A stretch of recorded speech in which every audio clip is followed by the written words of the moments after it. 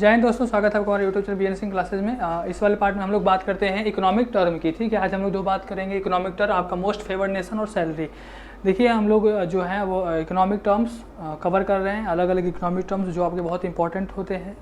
Direct पूछ देता है एग्जाम में ये इकोनॉमिक टर्म्स इससे रिलेटेड है।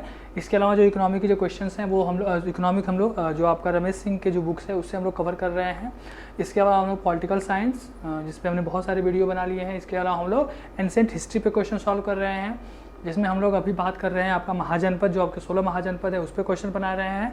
इसके अलावा हम लोगों ने कुछ स्पेशल वीडियोस भी हम लोगों ने बनाया है, जिसे आप लोग जाके वहाँ पे प्लेलिस्ट में जाके आप उसे सर्च कर सकते हैं। ठीक है, देखिए सबसे पहले हम लोग बात करेंगे आपका मोस्ट फेवर्ड नेशन। ठीक है, देखिए आपका जो WTO है, World Trade Organization, World Trade Organization, उसके एग्रीमेंट के अकॉर्डिंग क्या है कि जो भी मेंबर कंट्री है, जो सदस्य देश हैं, जो एक दूसरे के साथ जो WTO के जितने भी मेंबर्स हैं, वो मेंबर देश कभी भी एक दूसरे भी जो आपके उनके जो ट्रेडिंग पार्टनर्स हैं, जिनके बीच में बिजनेस हो रहा है, व्यापार हो रहा है, वो नॉर्मली एक दूसरे को डिस्क्रिमिनेट नहीं करते हैं। कहा मतलब इसका मतलब ये है कि अगर मान लीजिए कोई एक देश, कोई एक कंट्री, अगर किसी एक कंट्री को अगर मोस्ट फेवर्ड नेशन का दर्जा दिया है, तो दूसरे को भी उसे मोस्ट फेवर्ड नेशन का दर्जा देना चाहिए। मोस्ट फेवर्ड नेशन का दर्जा क्या होता है कि देखिए मान लीजिए किसी एक देश ने अगर आपको मोस्ट फेवर्ड नेशन का दर्जा दिया है, तो वो आपके साथ जो बिजनेस होगा उसमें बहुत सारी चीज़ों पे आपको स्पेशल छूट देगा। ठीक है, जैसे if any country grant one country a special favour such as lower custom duty, यानी कि आपका जो सीमा शुल्क होता है, जो कस्टम ड्यूटी होती है, उसमें आपका वो छूट प्रदान करता है। ठीक है, इसके अलावा बहुत सारे ऐसे रियायतें होती हैं जो वो मोस्ट फेवर्ड नेशन एक दूसरे देश को देते हैं। ये है आपका मोस्ट फेवर्ड नेशन। ठीक है, दूसरा अगर हम लोग इम्पॉर्टेंट टर्म की बात करें तो दूसरा है आपका सैलरी। ठीक है, और सैलरी तो नॉर्मली सभी लोग जानते हैं, लेकिन फिर भी हम लोग इसे सैलरी पे बात करेंगे कि सैलरी और जो आपका वेज होता है,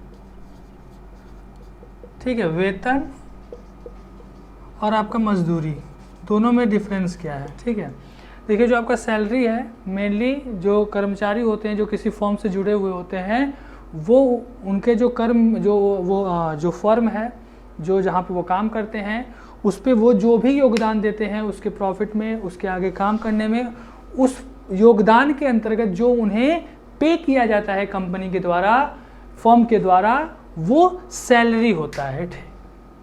ठीक है, अब इसके अलावा आपको पता होगा कि एक स्किल्ड होते हैं, एक नॉन स्किल्ड होते हैं। तो जो सैलरी होती है वो स्किल्ड पर्सन्स को दी जाती है। ठीक है, वेजेस जो होता है ये नॉन स्किल्ड में आता है। इसके अलावा हम लोग बात करें, देखिए आपके जो वेजेस होता है ये दैनिक होता है।